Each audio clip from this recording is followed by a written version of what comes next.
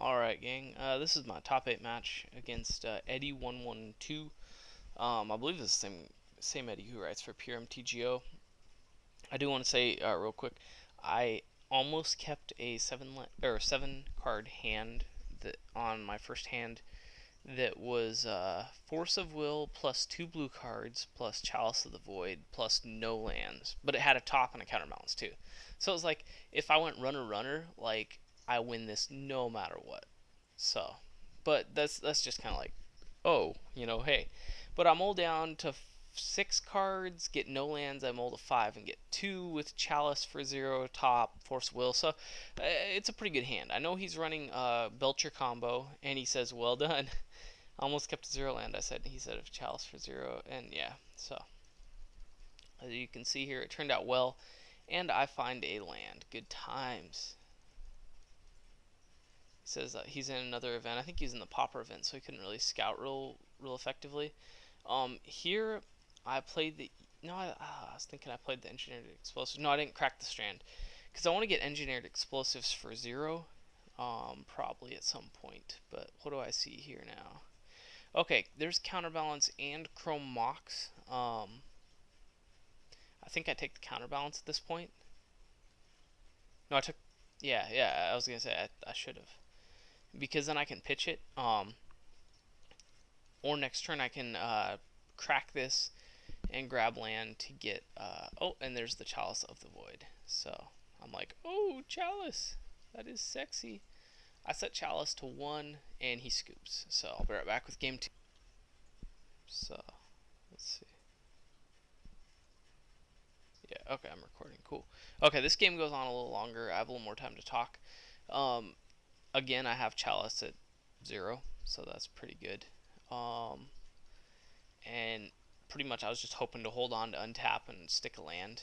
And here I played 2 duels. I'm like 99.999% certain he would never ever play Wasteland, so I go get my colored fetches.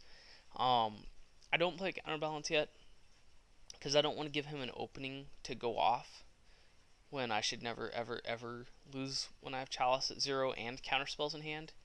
But I have to be careful.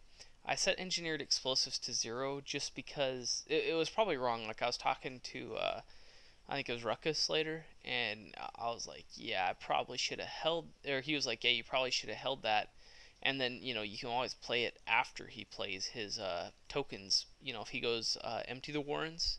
And I'll post a link at least to the Charbelcher list so you can kind of see what his plan was.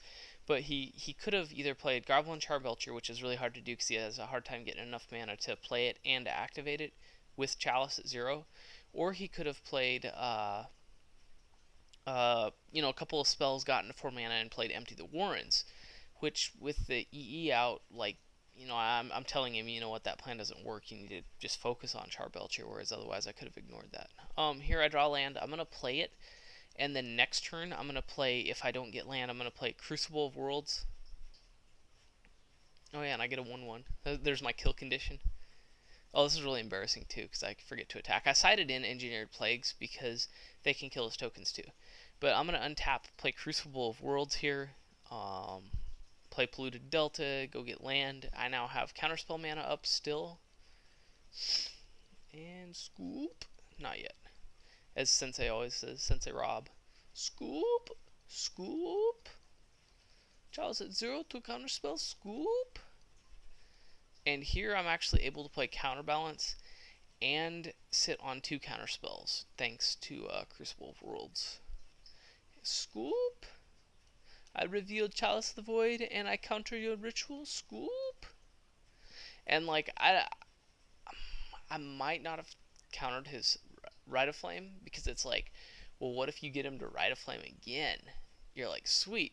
But the thing is, if he somehow has enough mana to get through that, this is something that I kind of learned from playing against the Pauper combo decks, is that you usually want to counter that first acceleration spell and make them kind of work for it, because you can 1-for-1 if you have counterbalance, and then I can tap into Chalice at 1 and just blank him, like he has no game. Okay, and he scoops. So thanks for watching. It's WalkerDog at puremtgo.com, and I'm going to go ahead and post this in the next round.